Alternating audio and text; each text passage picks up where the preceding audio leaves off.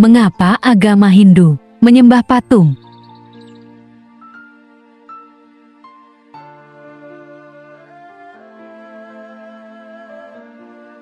Nah, pertanyaan ini sering dijadikan senjata oleh para hipokrit yang multitafsir terkait pemujaan Hindu. Sahabat Cahaya Dharma, mari kita simak tepisan Cahaya Dharma agar generasi makin mantap serada dan baktinya.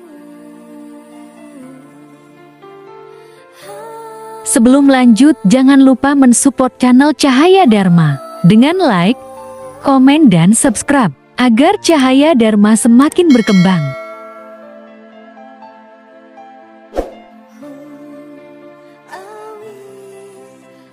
Para bijak sering mengatakan bahwa agama Hindu merupakan agama yang universal. Ibarat pepatah, di mana bumi dipijak di situ langit dijunjung. Artinya dimanapun agama Hindu tersebut akan selalu menyesuaikan diri dengan adat istiadat, tradisi, dan budaya setempat. Perlu difahami, Hindu bukanlah agama yang kaku, karena sifatnya fleksibel. Pemujaan terhadap Tuhan dalam Hindu tak harus seragam, tak harus menggunakan mantra-mantra yang berbahasa Sanskerta, namun juga dengan bahasa Bali, Jawa, atau bahasa lainnya yang penting niat dan ketulusan. Lalu bagaimana dengan Hindu khususnya di Bali yang dianggap sebagai pemuja patung atau batu oleh para hipokrit? Perlu diketahui agama Hindu sangat menghargai seni, bahkan semua ritual dalam agama Hindu di Bali adalah seni dan akan sangat mustahil sebuah ritual tersebut terlaksana tanpa adanya seni. Patung adalah hasil imajinasi dari pikiran manusia dan lahir karena kekayaan, ketajaman, dan kejelian imajinasi. Selain itu, untuk memahami sesuatu yang abstrak perlu dikonkretkan. Tuhan adalah sesuatu yang abstrak yang tak bisa digambarkan oleh siapapun di dunia ini. Dengan keterbatasan manusia, sehingga dengan seni dibuatlah simbol atau media untuk memusatkan diri pada Tuhan, salah satunya berupa patung. Akan tetapi Hindu tidaklah memuja media berupa patung yang dibuat tersebut, melainkan hanya sebagai media untuk meyakini keberadaan Tuhan, dan dalam melakukan pemujaan umat Hindu tidak memusatkan diri pada patung melainkan pada Tuhan. Hal ini bisa dianalogikan seperti ini. Seseorang yang mencintai Soekarno dan belum pernah bertemu Soekarno pasti akan mencari sosoknya lewat foto-foto, rekaman video, maupun buku-buku yang menuliskan tentang Soekarno.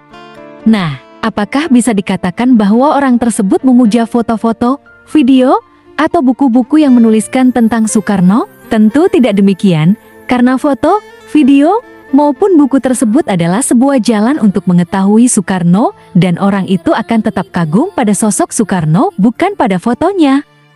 Seorang Hindu yang taat tidak malu pergi ke kuil dan membungkuk di hadapan seorang idolanya para dewa. Dia tidak ragu untuk berdiri di depannya dan berbicara kepadanya seolah-olah dia berbicara kepada seseorang dengan iman dan pengabdian yang patut dicontoh yang bukan dari dunia ini.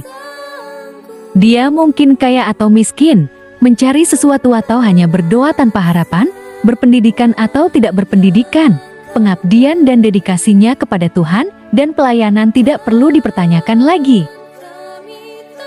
Maka seperti itulah akibat dari keterbatasan manusia yang tak mampu membayangkan wujud Tuhan ketika hendak memujanya, diwujudkan Tuhan dalam sebuah karya seni seperti patung. Saat sembahyang, ketika umat Hindu terlihat sedang memuja patung, dalam hati terdalam mereka tidaklah berkata, "Oh patung," tapi dalam hati mereka yang disebut adalah Tuhan. Jadi patung adalah sebagai media pemujaan, sebagai alat konsentrasi untuk mencurahkan segala perhatian, pikiran, dan puja-puji umat Hindu kepada Tuhan. Terkait hal ini, dalam Bhagavad Gita Adhyaya keempat, Sloka 11 disebutkan, Yeya tamam, prapadiyante tams, tataiva bajami aham, mama, vartmanuvartante, manusyah partha, sarvowah. Artinya, dengan jalan manapun yang ditempuh seseorang kepadaku, aku memberinya anugerah setimpal. Semua orang gak mencariku dengan berbagai jalan, wahai putra Partha. Lalu bagaimana dengan anggapan Hindu pemuja pohon? Setiap 6 bulan sekali umat Hindu di Bali merayakan Tumpak Wariga yang merupakan hari untuk pemuliaan pada tumbuhan. Pada hari itu dipersembahkan sesajen untuk tumbuh-tumbuhan sebagai bentuk rasa terima kasih atas hasil bumi atau hasil dari tumbuhan atau tanaman yang bisa dinikmati. Mengucapkan rasa terima kasih bukan berarti memujanya, bukan. Selain itu, pohon-pohon yang besar juga diberi sesajen, diisi kain polang atau hitam putih. Ini merupakan bentuk pelestarian terhadap pohon yang dilakukan umat Hindu di Bali dan merupakan warisan dari nenek moyangnya. Karena dengan diberi sesajen dan diisi kain polang, pohon tersebut akan dianggap angker sehingga menjadi lestari dan tak ada yang berani menebangnya. Dalam konsep Trihita Karana juga ada pelemahan atau hubungan baik dengan lingkungan sekitar termasuk pepohonan. Dalam Hindu semuanya adalah Tuhan, segala ciptaan adalah unsur Tuhan, segala aspek materi perwujudannya, Tuhan meresapi segalanya. Dia bukan ini, bukan pula itu. Dia tak terpikirkan.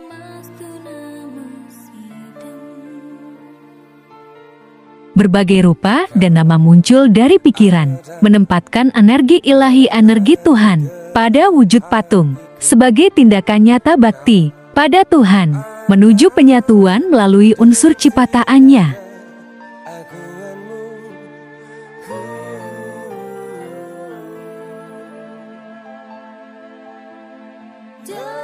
Sahabat cahaya Dharma yang budiman, semoga bermanfaat dalam memperdalam strada dan bakti, dan menepis pertanyaan para oknum hipokrit yang selalu multitafsir. Terima kasih atas atensi para sahabat dimanapun berada. Tetaplah di jalur Dharma, Sanatana Dharma. Salam cahaya Dharma.